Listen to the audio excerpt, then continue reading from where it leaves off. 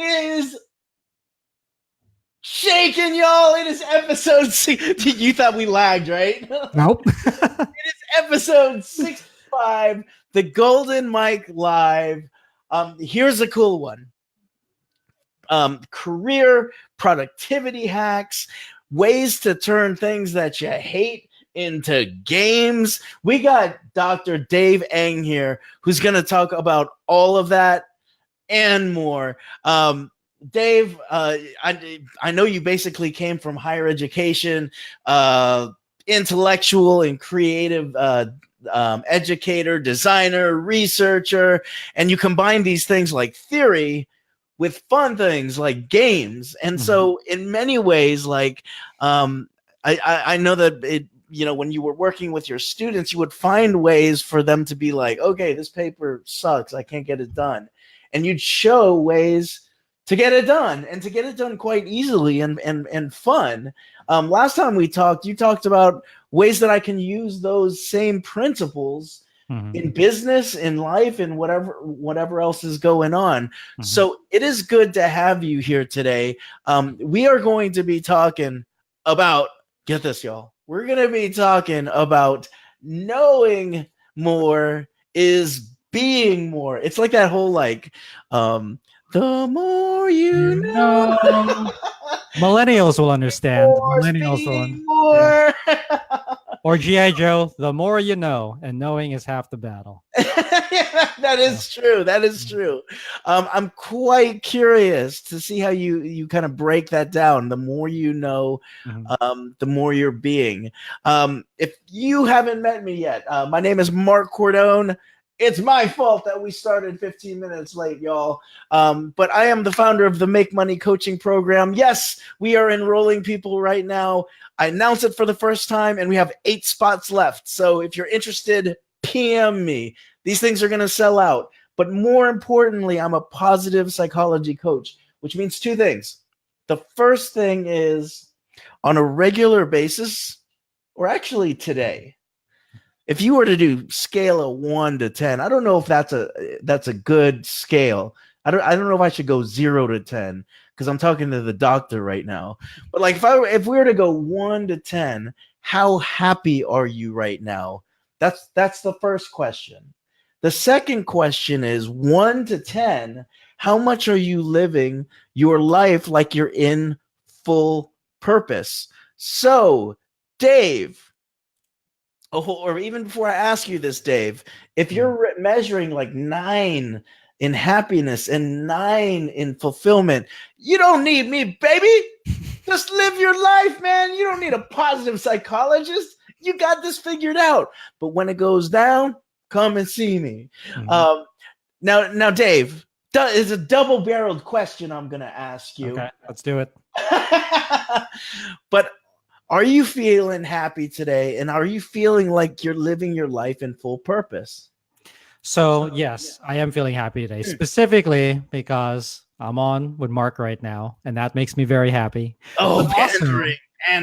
Pandering. I love it. But also, I know that, and I think you can relate, working in student affairs is a very difficult and tiring profession. And now, I'm not saying that student affairs work is not rewarding, because it is rewarding, but you get to a point where you're really trading time for compensation in such a way where you have to ask yourself, like, is what I'm doing continuing to be worth it? And for most of my career, I would say yes, what I was doing was continuing to be worth it, until I reached a point where I knew that I wanted to go back to graduate school, I wanted to earn my degree, and I wanted to be a director of my office. And then I accomplished all of that in a timeline faster than what I set out. And then I had to ask myself, what do I do next? And at that point, I was like, well, I think that I met Lindsay, and through Lindsay, I met you. And I think that I just came up with the conclusion, I want to start my own business. I want to start my own enterprise. I want to start working for myself.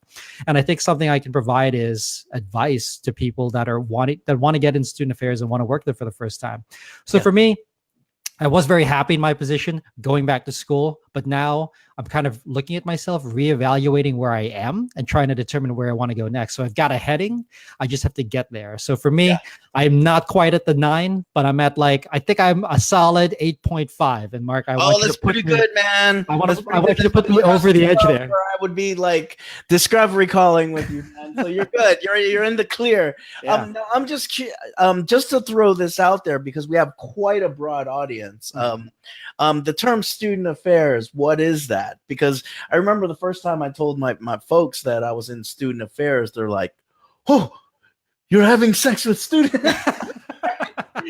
Like, so like, what is student affairs? Okay, so student affairs, for anyone that has not been exposed to student affairs before, is if you've ever worked with an advisor for a club or organization, student government, residence life, athletics, those are all professionals that work in student affairs. So the best way I can describe it are student affairs professionals are those people that work with students outside of the classroom. So anyone who's not faculty really can fall within the realm of student affairs. For me specifically, I worked in student activities. So I worked with student government. I worked with new student orientation. I worked with all the clubs and organizations. I did off-campus events. I did on-campus events. I helped with commencement. So all of those different areas fall in the realm of student affairs. We are really that support system that helps students at colleges and universities succeed and thrive. Yep. Oftentimes, the student affairs person is the person where if you think back to your times in college, there's either a professor that you had, or there was like someone you went to talk to that just completely unlocked this new way of thinking and sort of this new form of moxie, and that's what Dave did. That's what does. That's what we did. Or I mean, you did it too. I did it as well. I did it too. I did I've it since for left. years, and of course he was in student programming, student leadership. I was in social justice work and happiness, and we're cousins, so that's why we got on the show. Right. So here's the thing, y'all. Whether you're watching live or whether you're watching on the replay, Dave, I want you to put your hands up with me, and I want you to make a heart. Right. I know there's a button there that looks like a heart. Yeah. So if you're feeling good and you're functioning in your full fulfillment, beat that heart and hit that heart right now. I know there's a couple people who hit it already. Beat it. Beat that heart, Dave. Beat that heart. Yeah. Oh, he's totally not doing it. I don't even know where it is. It's probably on a separate. Oh, it's on the. If you go to Facebook, you can beat that, but I'm asking you to beat the figurative heart. Oh, beat the figurative heart? Yeah. Let's beat this like this. Yeah, there you go. There you go. Wonderful.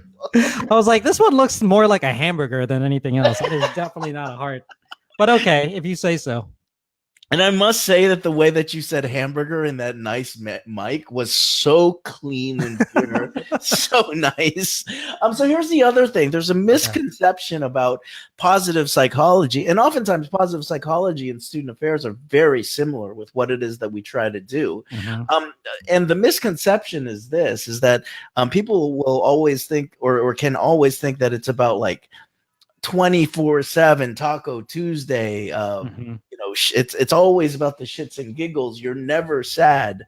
And technically speaking, like if you're never sad, you're either a sociopath or you're dead, because that's not a part of living. Like a part of like living and positive psychology, student affairs is all about the ups, downs, and all arounds of life. It's your story. It's your heroic story that you're living out. And Dave, hopefully we'll get to talk about your heroic story. But if you're not feeling into it, if you're like, no, I'm not happy today, or if you're like, yo, I was working in education for so many years and I was in full purpose, and then all of a sudden I'm out of it now. It's not the same.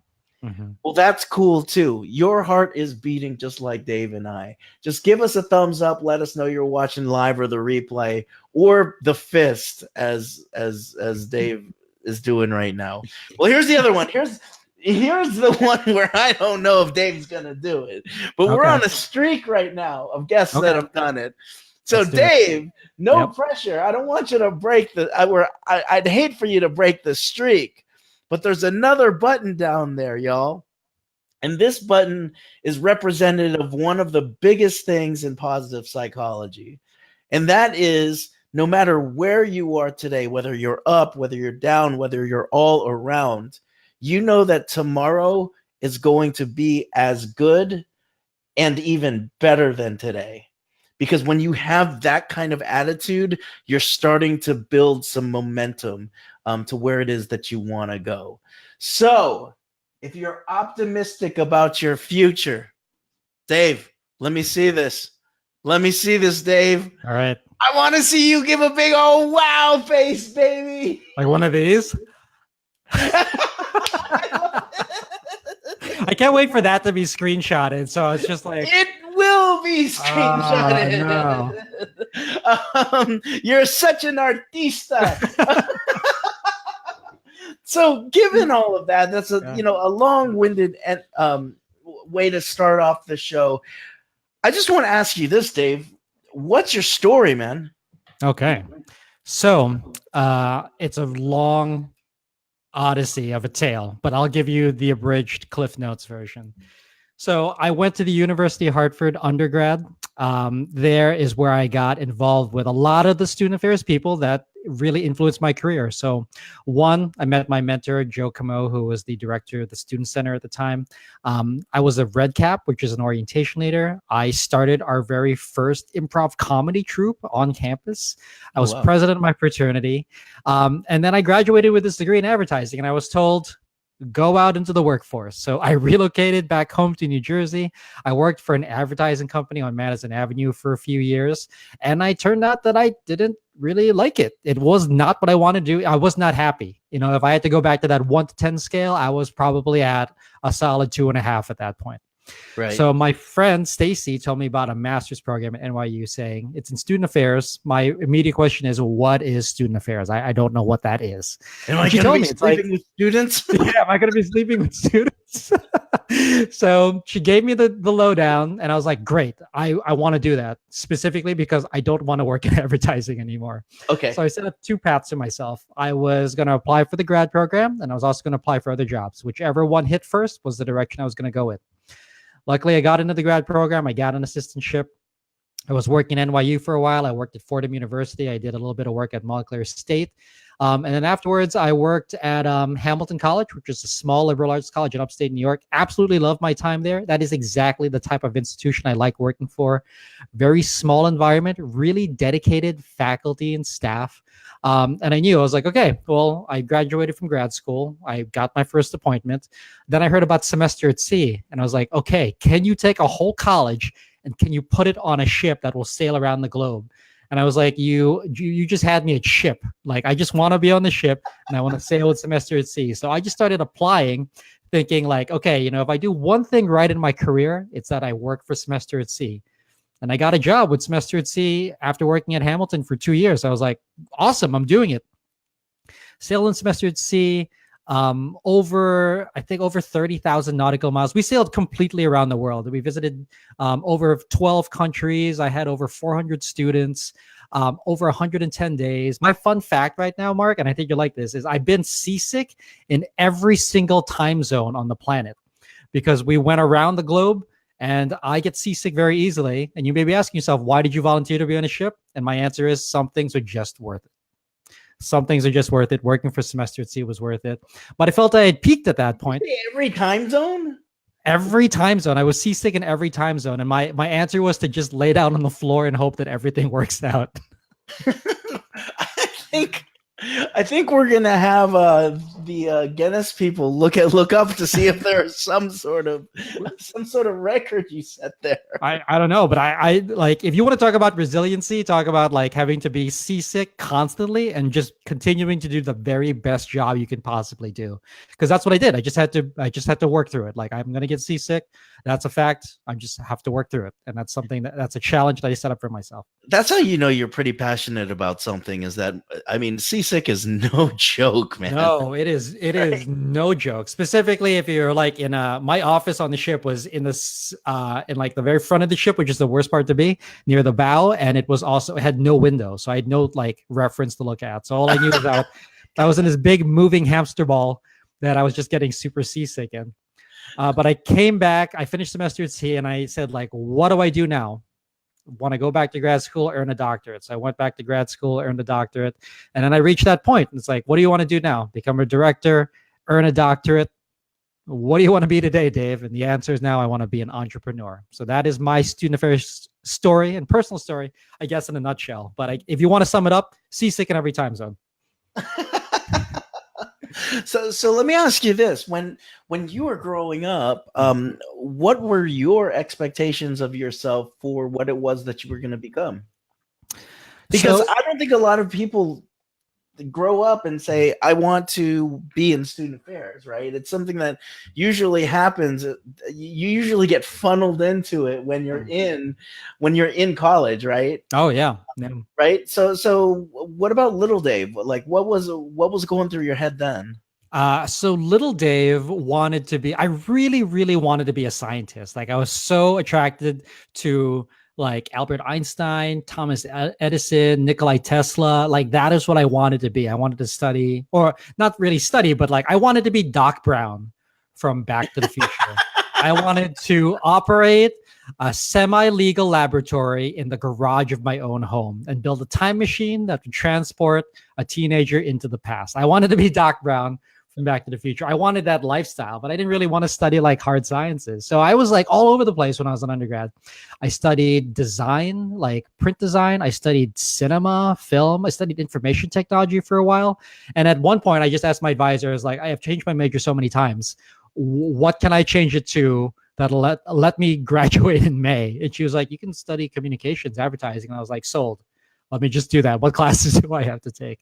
So little Dave was like, I was just kind of all over the place. But I guess as I grew up and I matured, like the one guiding statement that I had was, and I pulled this from my fraternity, was we had a document called The Pursuit of Excellence. And it was a way to really measure like how the fraternity is doing against other other chapters, but also like how your fraternity is doing overall on the campus.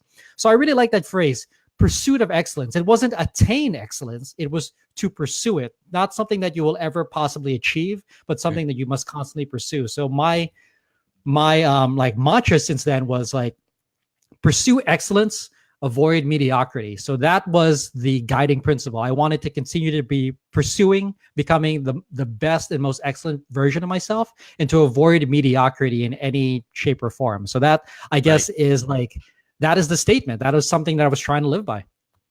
Right. So what about any like, because I think that's something that you and I, that was one of the first things that when we met, we were like, are you Filipino?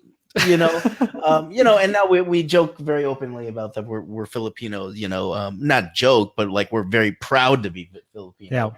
Yeah. Was there any kind of pressure there from your family? And I don't know if you immigrated or your parents, or I don't know what generation of immigration you come from. No, first generation. So my parents immigrated here, but I was born here. Okay. And what was that like, growing up with Filipino parents? Because, and I'm not saying like, hey, let's talk about the Filipino thing, but a lot of us grow up with expectations that might be set by others. And did you have that?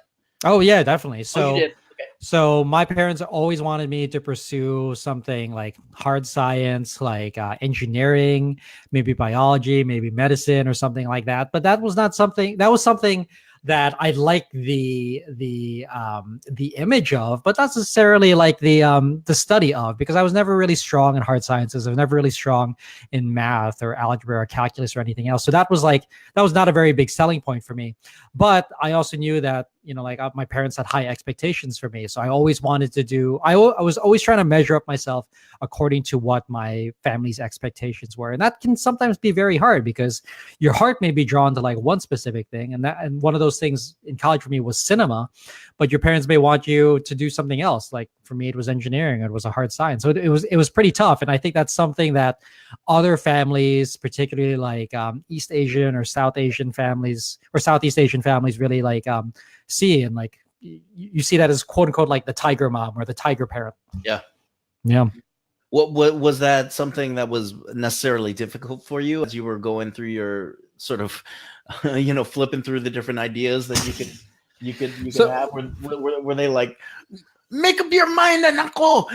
Or was it more of like, hey, we'll be here for you, It was, I knew my parents were going to support me, but I knew that they also had expectations for what I wanted to Gotcha. do. So it was tough because it was, like it was them saying like, this is what I think would be good for you. And this is something that I was saying that I want to do, that I feel really passionate about. And I, like at the time, my mom was like, maybe you should go to graduate school. And I said, I don't want to go to graduate school. But then I ended up going to NYU for my master's program, and I ended up going to graduate school. So maybe I think that it was one of those things where she's like, maybe if I plant the idea in his head, he'll think that it is his idea.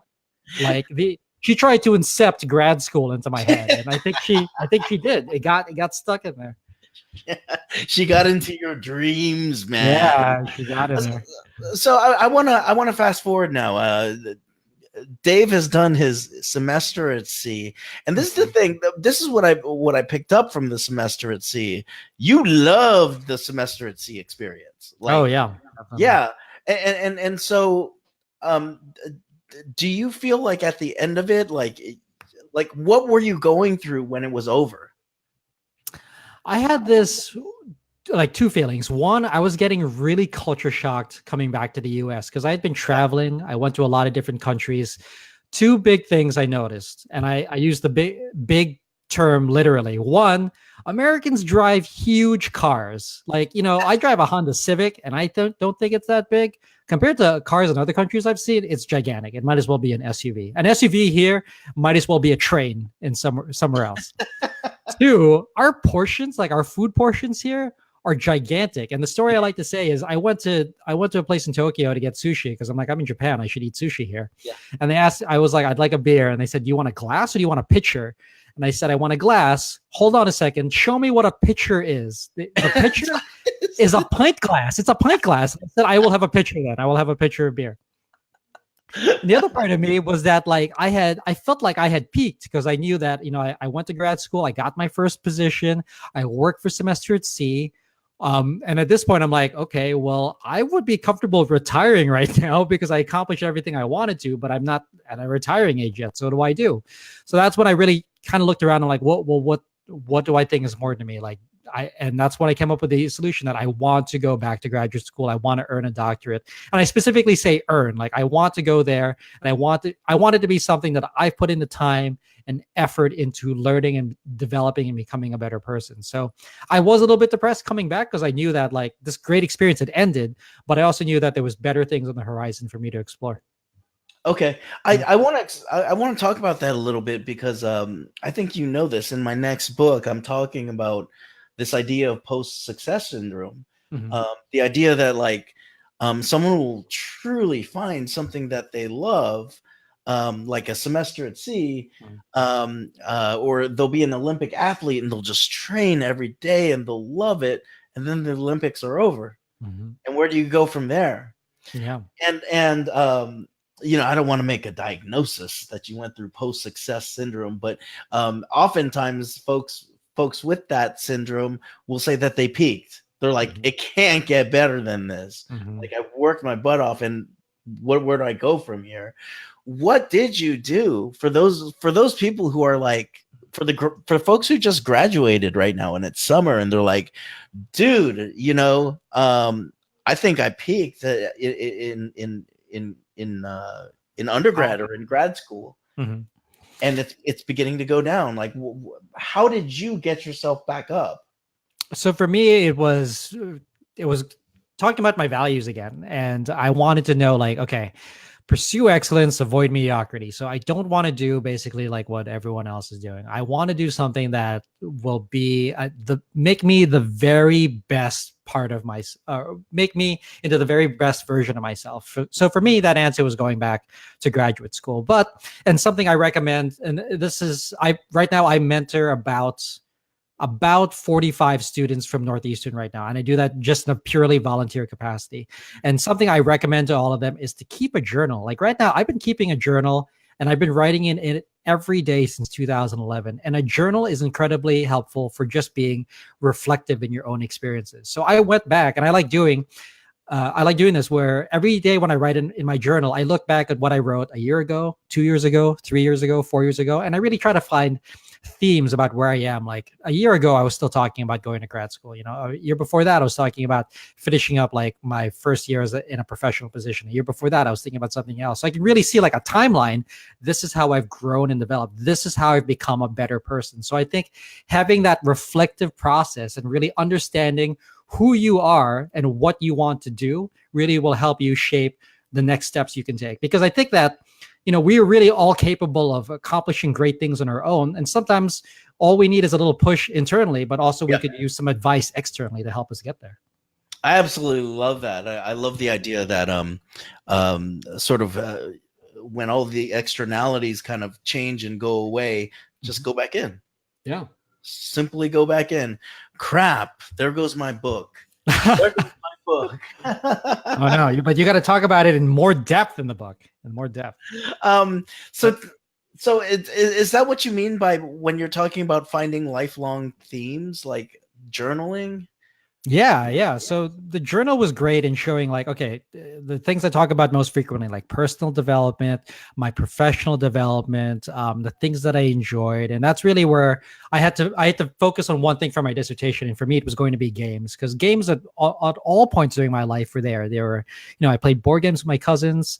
I was ecstatic when I got Super Nintendo for the first time, brought my Super Nintendo and my GameCube with me to college, been playing Xbox and Wii with my brother. Games have just always been there. So I figured like, okay, how can I combine games and how can I combine learning into student affairs work? And that's what I did for my dissertation, because basically what everyone told me is that you better pick something you really like for your dissertation, because you're going to be spending a stupid amount of time reviewing, reading, and researching it. So you got to pick something good. And for me, it was games, because I learned that through my journaling. That was a pervasive theme throughout my life. I think that's awesome. I think that's absolutely awesome. So I want to talk more into it now. I want to go there now, because now you're going into the entrepreneurial space. And so how can the idea of sort of games and entrepreneurialism go hand in hand? Aside from like the bubble, I'm talking about for us solopreneurs who we've got 4 things to do. It's either like coaching, clients, funneling, or administrative work, which we all hate. Like, how can we use games to actually streamline? So I think one of the big things for games that I think would be great for entrepreneurs is when it comes to specifically to game design, the question is, okay, you've put together a game, you know what activities your players are going to do, you know what you're going to do, but what is fun here? Like what is going to attract potential clients and yourself to continuing to do this work or whatever you're doing. So when it comes to games, specifically asking yourself, like, why am I motivated to do this? Ask that yourself in your own business, and also ask potential clients or anyone else that you may be working with, like, why would they want to do this? Why would this be fun or engaging for you? Like, you may provide a service or a product that is helpful for them, but today that's not enough. Like mostly anyone can provide these products. Why are they coming to you? And why are they motivated to come to you to pursue that specific product? So for me, it's finding that fun. The second part is also like, I guess when it comes to coaching, or when it comes to for like my practice for consulting or educational work online, it is developing a progression system where people can clearly demonstrate and show how they're progressing towards their goals. And we're really getting into like the components of gamification here, but I would talk about, like physical aspects are like progress bars. Progress bars are great because they show you exactly what progress you've made in order to accomplish that task. Having regular loops at which you engage with different activities, like having great habits that you do. For me, one of my great habits are: 1, I write in my journal every day.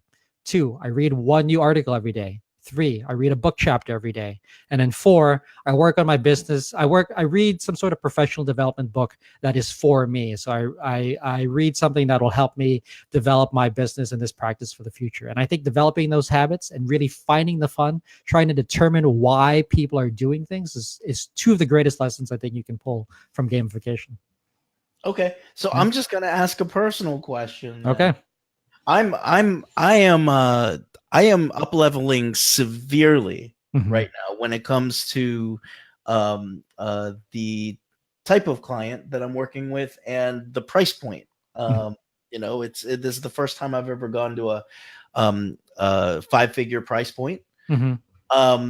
And I'm writing these names down, and I'm thinking I'm writing down what I could provide for them. And now I'm like, okay, I don't know what to do now. How can games help with something like that? Because part of our business is always the evolving aspect of it, right? What could be some ways of pursuing that? What, count the number of no's I get? I guess when it comes to setting a price point for your service or for your product or whatever else you are providing service for, the thing that you have to think about is, how does this provide value to that client? Because if anything, like, if you spend $100 or $1,000 or $10,000, the end question should be, how is this provided value to you? And I think the closest comparison I can come to is I think about buying Xbox 360 games back when I was playing Xbox 360 all the time. Like each what game are we over? is like PlayStation. Yeah, we're on Xbox One, PlayStation 4. Okay. But at the time, it's like, okay, each game costs like $60, which, for like a 10-year-old or something, that's a lot of money. But when you really think about, what does this $60 represent? This $60 represents fun, represents entertainment. If I can play with someone else, it represents a social connection. If I can play online, it represents competition that I could not otherwise get. So you kind of have to ask yourself in your business, like, okay, if this client, I'm going to charge them $10,000, what does it get them? It gets them insight into something that I am not an expert in. It gets them a personal coach that's going to be there for them, someone that is going to be able to relate to their own personal circumstances and help them get them over the edge. And then 4, like, if they need to spend $10,000, but as a result, they make $20,000, that is a worthwhile investment. But the price point for anything is really going to be subjective, because what do you have? What can you offer to someone else? And is that investment for them worth it? Like, what you really have to understanding games is really about understanding people's motivations. What do they want? What do they want to accomplish? And how can you help them get there? How did you get into sort of gamification strategy? Is there a whole field of gamification strategy? Because I feel like it's like positive psychology and student affairs. It's kind of piecemeal. Like, there's psychology, there's social psychology involved, there's emotional IQ involved. Like, for someone who's interested in looking more into gamification, like, are there whole majors out now, or is that something you still need to piecemeal? So it's kind of different, because, like, if you want to study game design, there are tons of game design programs out there. A lot of them are focused on, video game design. But what really attracted me to studying this area is that it touches on a lot of different things. So if you're talking about video games, you're talking about programming, technology. You're also talking about psychology. You're talking a little bit about economics. For me, it was talking about education. Sometimes it involves some sort of sociology or some sort of ethnographic study on the population of people that play games. So for me, for gamification, what I really liked was that it tied together all of these different disciplines into something that I felt was really unique and something that was really applicable. And if any of your fans or any of your listeners or watchers want something that is like follow-up good reading, I really recommend the book, The Theory of Fun by Raf Koster. I don't know if I recommended that to you before, Mark, but I met Raf at a conference, and he goes into this in depth, and not specifically from a game design perspective, not specifically from a psychological perspective, but really thinking about what is fun, because fun is really the driving factor of games. Because I describe games are artificial challenge. And you have to ask yourself, like, my life is already full of real challenges. Why do I want artificial challenges? And the answer to that is because we feel fulfilled by it. We feel that it is fun, and that's why we choose to play games. So if I recommend one book, I'd recommend The Theory of Fun by Ralph Koster. That is like a seminal work in this area. So good. And I still like Reality is Broken, even though Jane McGonigal, yeah. Even though she pulls from so many people. It's just because I got a crush on her. Jorge, it's good to see you. The best show. Jorge is tuning in from where are you tuning in from today, buddy? Puerto Rico. How could I forget? Big hearts for Dave. Nice. And guess what, Dave? We've got a question for you. All right, let's do it. Say hi to Allison. Allison, say hi to Dave. Hey, Dave. How's it going? Hey, Allison. Welcome. Thank you. Mark, thanks for having me on. So I haven't been able to catch the whole show yet, but Dave, I'm really curious about productivity hacks that you have for people that struggle with ADHD. Oh, I see. Okay, so this is a good one because I can't say specific. Like I don't have ADHD. At least I don't think I have ADHD. But the one thing I can recommend is that chunking has been something that has really saved my life when it comes to like doing anything, project management or anything else.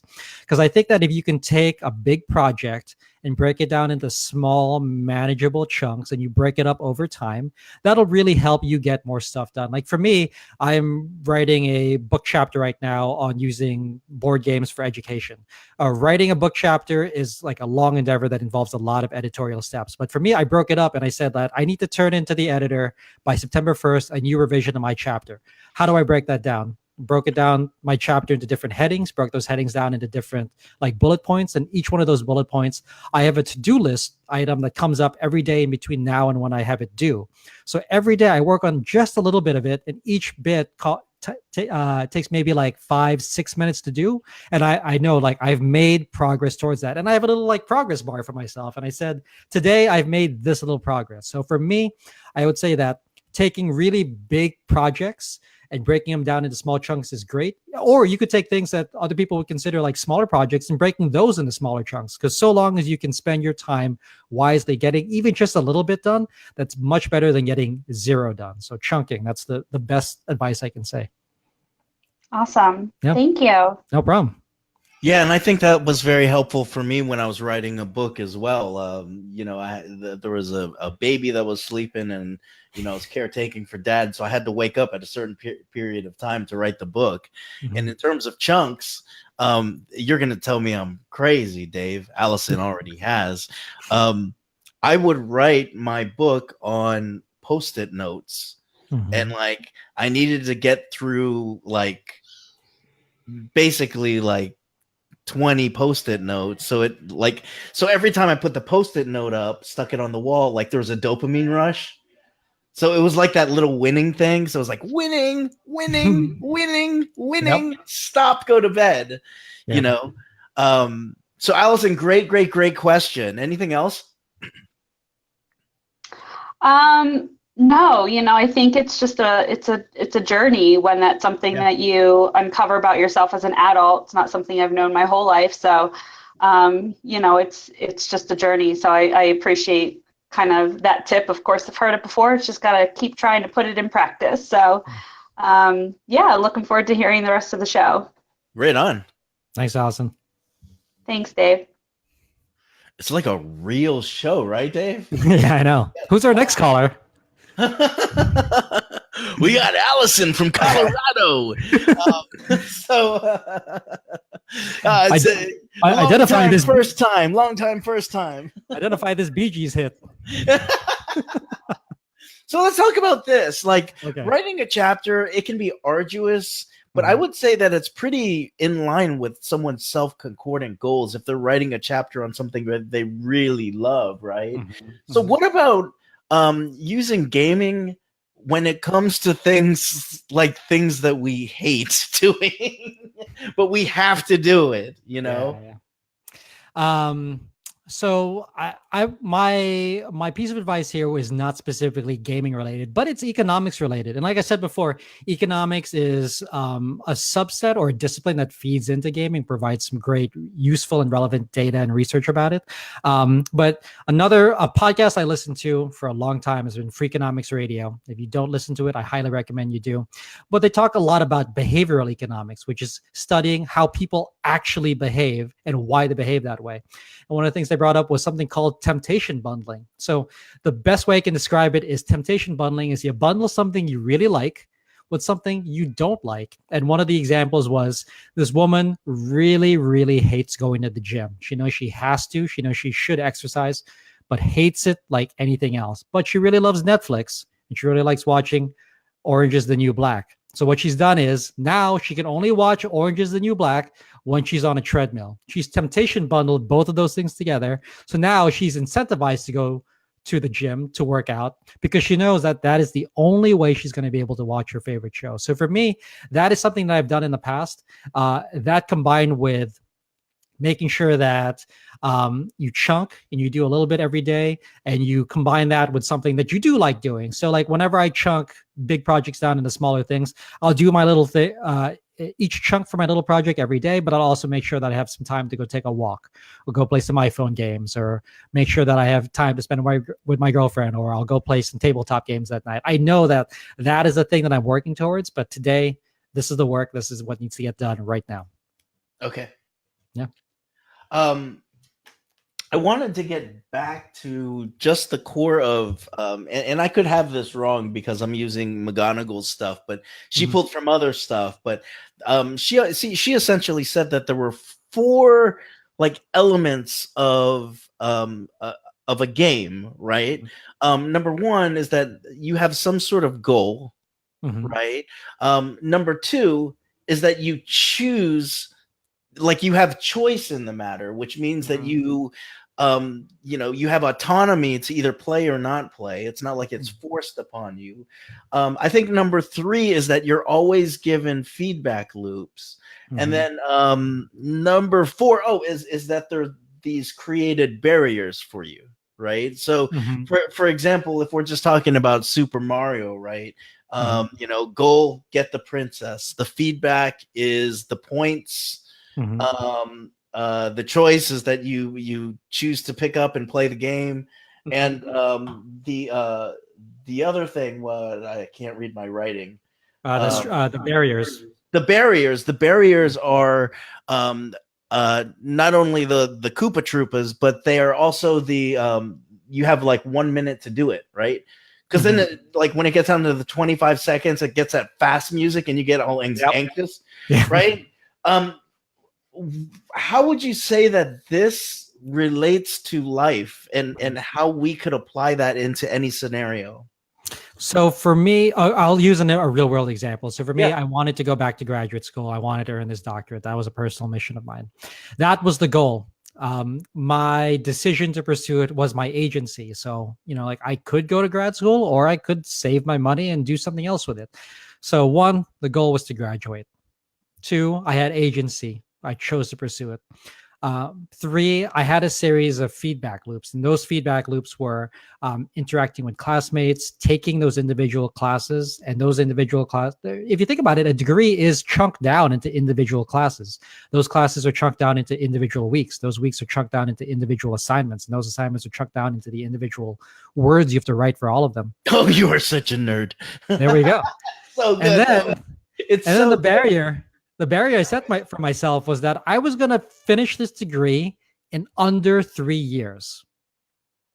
So that was the barrier I set up for myself. And like I said before, pursue excellence, avoid mediocrity. Like while not everyone that starts a doctoral program will graduate, many people take a significant chunk of their professional working lives to complete it. For me, that was just not an option. I knew I was going to be working full time, and I knew that I had to minimize the amount of time that I was going to be in this graduate program. So I told myself, I'm going to get this degree done in under 3 years because I want to, and because it is a personal goal of mine to pursue excellence. So those were the barriers that I set up for myself, and that's something I was able to accomplish because it was something that I was intrinsically motivated to do, and it was also something that I thought of as kind of like a game as well. Like, these are the things I have to do every day in order to reach that goal, and that's what I told myself. Like, I may have only written 200 words today, but I am now 200 words closer to being called a doctor. Okay, gotcha. Yep. So let me ask you this: you're pretty. You're pretty well versed in this. It sounds like Jane McGonigal was somewhat right because you're using it, and I think the technical term is self-determination theory. Yep, self-determination. Yeah. So when it comes to self-determination theory and sort of games or just in living life with self-determination theory, what are you seeing right now as being like sort of the most challenging things people are working through? Is it the goal? Is it finding feedback? Is it choice? Is it barrier? Is it all of them? And also at the same time, like, if a person is struggling with each of those, what tips do you have to help them find a goal, help them find a feedback loop, those sort of things? So I don't think there's any one specific area. For me, I see like many people will struggle in all the areas and some of the areas and one of the areas or none of the areas. So I'll address each one individually. So finding a goal is great for like what I did before. I really examined what I wrote in my journal in the past and what I wanted to do and coming up with goals that way. That was my method. Other people may work with you, Mark, and they will be your clients and you can work with them as a coach and really find out and articulate what those goals are. Finding feedback is also something else that coaches can do. They can provide feedback for their clients. They can give that really insightful advice, because I think one of the greatest insights I've heard before is that a really good coach is really a very good mirror, because a coach is going to be someone that is going to be able to take what you're giving them and reflect it back on themselves and really ask them those tough questions that they're just not in a position to answer themselves. And that's what, in my opinion, is a component of great coaching. Feedback loops are a little bit hard because depending on what you're doing, if you're running a business, your feedback is, are you making money? And if you're not making money, you're probably not getting the kind of good feedback you are getting. But feedback can come in a number of different forms, like with this Facebook Live or with a podcast. Are people listening to it? Are people joining your Facebook group? Are people interacting with you? Like, what are those feedback loops? When you are creating your sales funnel, like, are you able to find good leads, good contacts? Are those people out there? Are they interacting with you? And the last part is barriers. And I know that barriers is something that I've really worked with myself because, like I said, right before we went live, I'm putting together my own business plan right now because I figured that is something you do when you start a business. No one else had like come to me and said like, okay, before you start a business, make sure you write a business plan. You know, I looked online, I researched, and I said, okay, if we're going to start a business, I should have a business plan because I should outline, you know, like exactly what I hope to accomplish and how I hope to accomplish that. So my barriers were, okay, I've set goals to myself. Like by this date, I should be making this amount in gross income, then this amount, and this one, and scaling up and up and up until a point where I reach where I think that the business is self-sustainable. So those are my own barriers. Like I could set it so that I don't become self-sustainable until like 5 or 10 years from now, but I don't want to wait that long. I want the business to become more self-sustainable sooner rather than later. So those are the other barriers I've set up too. Yeah, and so I guess a follow up on the barrier. Do you see barriers being more internal or external barriers that we need to take care of? Well, it can be both, because if they're internal barriers, those are structures that you've set up for yourself. Those are your own little miniature goals. Those are things that you expect for yourself. But there are also external barriers. Now I'm going to go back to economics. Like there's going to be competition. Yep. There's going to be a lack of potential clients. There'll be a lack of like ideal clients. You may some other barriers where maybe you can offer a product, but in order to really profit from it, you need to offer it at this price point, and there's just no one in your target market that's willing to purchase that price point. So there are a lot of different barriers, but I think the biggest difference is those internal barriers you have agency on. You can self-determine what those internal barriers are. External barriers, not so much. Like you can change your business plan, you can augment a little bit, but those are going to exist whether or not you give them agency or not. That's awesome. That's awesome. It does seem like there's some reverse engineering that can go into this stuff too, like with like going into the goals and working backwards and chunking down basically. Because I'm hearing chunking. I'm like, oh, that's kind of reverse engineering. You're kind of taking the big goal and kind of bringing it down to some level. What is like the coolest, and it could be economics, it could be whatever, like what is the coolest theory that you're using right now in starting your business? So for me, it would be, there's a researcher who I will not try to spell right now because I can barely pronounce his name. His name is Mihail Csikszentmihalyi. Csikszentmihalyi, baby. Yep. And he is a researcher that really studies flow state. Now, if you're not really familiar with flow state, the best way I can describe it is if you've ever become so engrossed in an activity or so engrossed in some sort of reading or game or anything else you're doing that you really forget about everything else, like time kind of stands still and like you look at the clock and you're like, oh, I've been doing this for 6 hours now. I didn't really notice. That is the flow state. And the flow state is very powerful because it is highly engaging, almost addictive, and it gets people to continue pursuing an activity that is hopefully to their benefit. So the reason that the flow state exists is because of two things. One, a personal efficacy, so the level at which you can operate, the level at which you are comfortable operating, and the level at which is kind of a stretch, and then the existing challenge. So flow states really exist when the challenge is just above the level that you're comfortable at.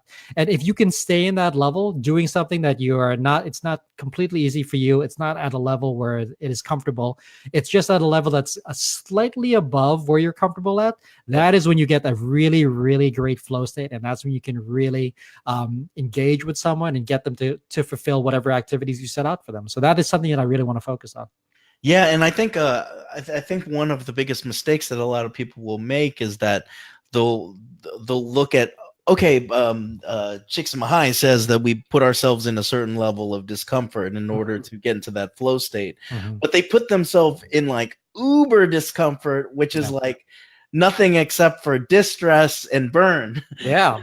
So like there's a certain pocket of just it being just a little bit. So I love that idea of flow state. So you've been in flow state. Talk to us about what's going on with the new business.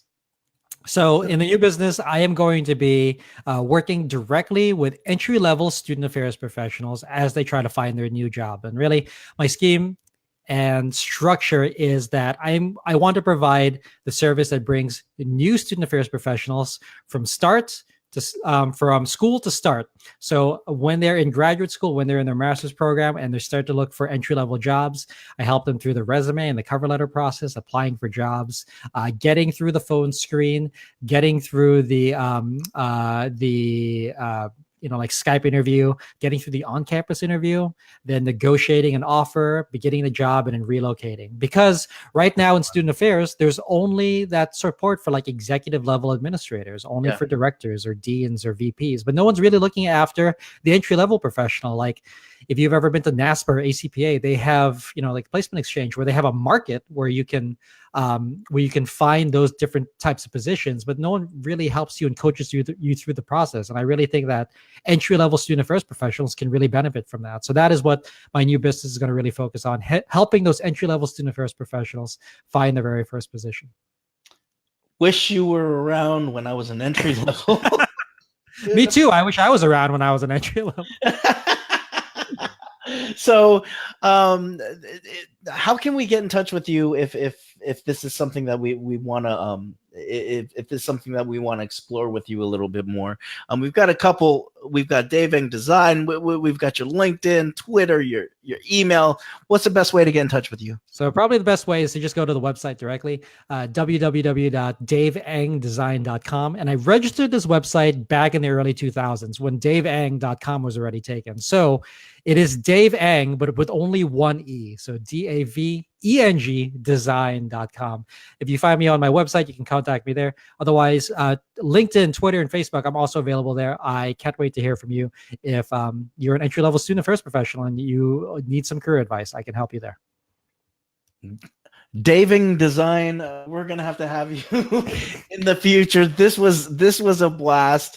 It took two Filipinos to get this one to work. I mean, the internet exploded knowing that Mark and Dave were gonna come together. Exactly. For those of you who are watching live, or those of you watching the replay, I want you to like Dave. I want you to love Dave. I want you to want some more of Dave by sharing this out. This is good stuff. He's spending his time. The least we can do is share this out, and get this information out to your friends and your colleagues, especially student affairs, new student affairs folks. There's a lot of people going through those programs right now, and in about a year from now, they're going to be looking for placement, freaking out. So I've heard enough. For now, Mark. I've heard enough from your boomy mic. It makes me sound like a total little like a high-pitched raspy kid. Well, I am a high-pitched raspy kid. Dave, I wanted to thank you. This is the part of the show why it's called the Golden Mic, though. So what I want you to do, you're like, oh no, he's gonna coach me. What I want you to do is I want you to imagine that there's a golden mic that is coming down and coming to rest in front of you. Now the golden mic has the ability to broadcast all across the world. Everyone is listening, and it translates to every language for up to 2 minutes. So Dave, you are live on the golden mic. Okay. The number one thing I would recommend for everyone is that being the best gets in the way of being good. And while I said before that pursuing excellence and avoiding mediocrity is a worthwhile endeavor, sometimes you just don't need to be the best at someone. Sometimes just being good enough for yourself is a prize in itself. That's my one piece of advice for the golden mic. Okay, so I want you to hold that golden mic up in front of the world. And I want you to smash that golden mic. I want you to drop that golden mic and watch it shatter in front of everybody. Dave Eng, it has always been a pleasure every time that we talk. I wish you nothing but success, and I know we get thanked quite a bit, but not enough in higher education. But thank you for doing everything you've done for all the students who've come through and the staff that came through. It's a big deal to be in higher education as long as you were and to do what you were doing. So thank you for doing that. Thank you, Mark. We're going to have you back. Again, Mark Cordone, Dave Eng, episode 65 of the Golden Mic. We're going to be back tomorrow, but I've got one final question for everybody. If you're feeling good and you're living life to your full purpose, what is your responsibility to change history for the better? We'll see you tomorrow.